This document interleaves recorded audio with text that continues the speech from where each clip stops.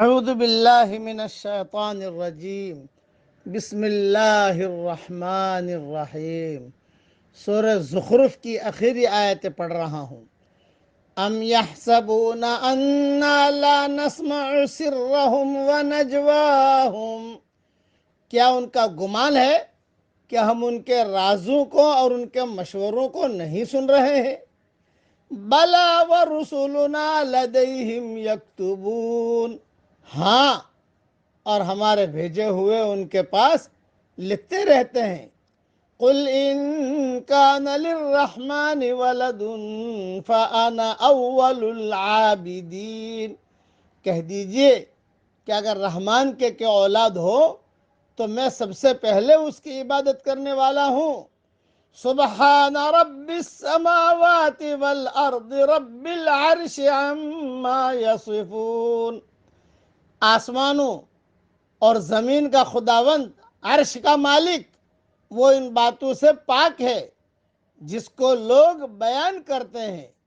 فَذَرْهُمْ يَخُوضُوا وَيَلْعَبُوا حَتَّى يُلَاقُوا يَوْمَهُمُ الَّذِي يُوعَدُونَ، پس ان کو چھوڑ دیجئے کہ وہ بحث کریں اور کھیلیں یہاں تک کہ وہ اس دن سے دوچار ہو جن کا ان سے وعدہ کیا جا رہا ہے۔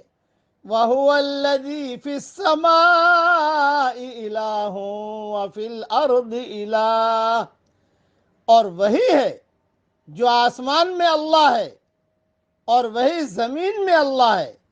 وَهُوَ الْحَكِيمُ الْعَلِيمُ، اور وہ حکمت والا، علم والا ہے۔ وَتَبَارَكَ الَّذِي لَهُ مُلْكُ السَّمَاوَاتِ وَالْأَرْضِ وَمَا بَيْنَهُمَا، اور بڑی بابرکت ہے وہ ذات جس کی بادشاہی آسمانوں اور زمین میں ہے اور جو کچھ ان کے درمیان ہے۔ وَعِندَهُ عِلْمُ السَّاعَةِ، اور اسی کے پاس قیامت کی خبر ہے۔ وَإِلَيْهِ تُرْجَعُونَ، اور اسی کی طرف تم لوٹائے جاؤ گے۔ مختصر تشریح اس کی سن لیجئے۔ کائنات بیک وقت خدا کی بے پناہ قدرت کا بھی تعارف کراتی ہے، اور اسی کے ساتھ خدا کی بے پناہ رحمت کا بھی۔ اس کا تقاضا ہے کہ آدمی سب سے زیادہ خدا سے ڈرے اور وہ سب سے زیادہ اسی سے امید رکھے۔